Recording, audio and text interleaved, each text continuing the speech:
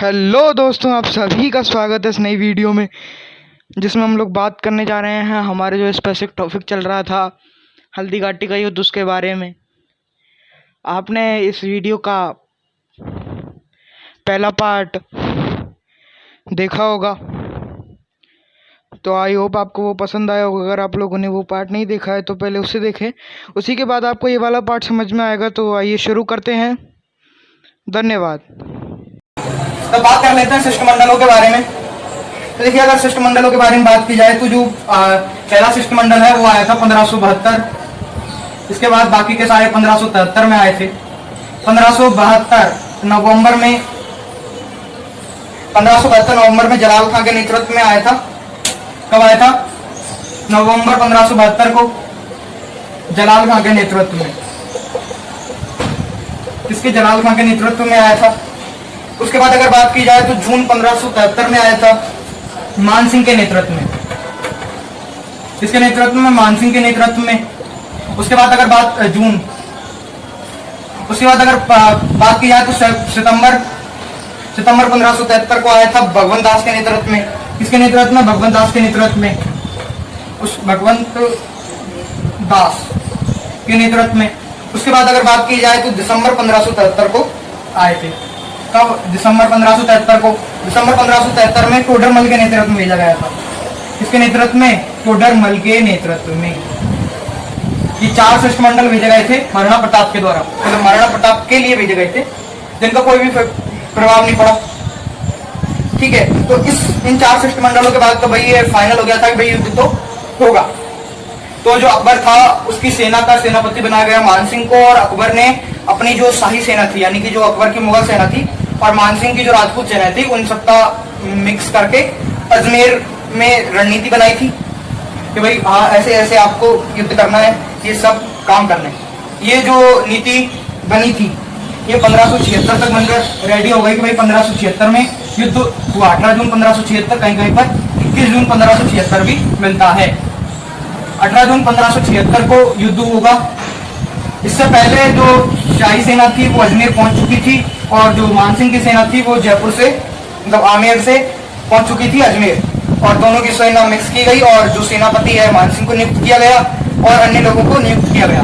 उसके बाद 18 जून 1576 को खमनौर की जो पहाड़ियां हैं उसमें दोनों सेनाएं आकर रुक गई। कहां पर आकर रुकी थी? खमनौर की पहाड़ियों में, इसीलिए इसको खमनौर का युद्ध भी कहते हैं।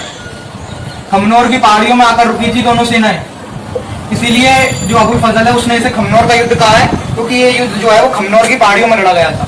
इसे जो हल्दी घाटी का युद्ध कहा है वो कहा है कर्नल जेम्स टॉड ने। ठीक है, खमनौर की पहाड़ी में दोनों सेनाएं आकर रुकी, और 18 जून 1576 को, तब 18 जून 1576 यहाँ पर कभी कभी मिलता है 21 जून 1576। ये 2 डेट फाइनलाइज नहीं हुई है कि भाई, लेकिन ज्यादातर लोग मानते हैं 18 जून 1576 को ये काम हुआ था। कुछ एक इतिहासकार 21 जून भी मानते हैं भाई 21 जून को हुआ था ये, पर कुछ अधिकतर इतिहासकार 18 जून मानते हैं भाई 18 जून 1576 को युद्ध आरंभ हुआ था। अब बात कर लेते हैं कि भाई युद्ध में सेना कितनी कितनी थी किसके पास। तो हर इतिहासकार अपने अपने हिसाब से संख्या बताता है, बट हर किसी के सेना बताने के अनुपात में राणा की सेना कम थी। किससे? अकबर की सेना से। यानी कि बोल सकते हैं कि अगर अकबर की सेना जो थी वो लगभग राणा की सेना से 4 गुना या 5 गुना करके बताई जाती है। और जो ज्यादातर लोग मानते हैं भाई अकबर की सेना कितनी थी और राणा की सेना कितनी थी, तो जो अनुपात होता है वो 1:4 आके बैठता है। तो मतलब सभी इतिहासकार जो भी बताते हैं उसका अनुपात 1:4 बैठता है। तो जो फिक्स सेना की गई भाई लगभग इतनी सेना रही होगी, तो राणा की सेना में थे 20,000 सैनिक, और हमारी जो अकबर की सेना थी उसमें थे 80,000 सैनिक। कितने? 80,000 सैनिक। ये थी राणा की सेना और ये थी अकबर की सेना। अकबर की सेना में 80,000 सैनिक और राणा की सेना में 20,000 सैनिक। बट राणा जी को फायदा था क्योंकि राणा जी ऊपर थे और मानसिंह जी नीचे थे। अब युद्ध प्रारंभ होता है 18 जून 1576 को। राणा की सेना जो थी वो पहाड़ी के ऊपर स्थित थी, यानी कि कुछ इस तरीके से पहाड़ी थी। तो भाई यहाँ पर जो तलहटी है यहाँ पर थी मानसिंह की सेना, और यहाँ पर थी राणा प्रताप की सेना। यहाँ पर राणा की सेना थी। अब अगर मानसिंह की सेना चाहे तो भाई किसी के ऊपर निशाना नहीं लगा सकती थी, क्योंकि वो ऊपर है तो तीर टकमकाएगा, लेकिन अगर राणा की सेना से कोई भी चाहे तो आराम से निशाना लगा सकता था।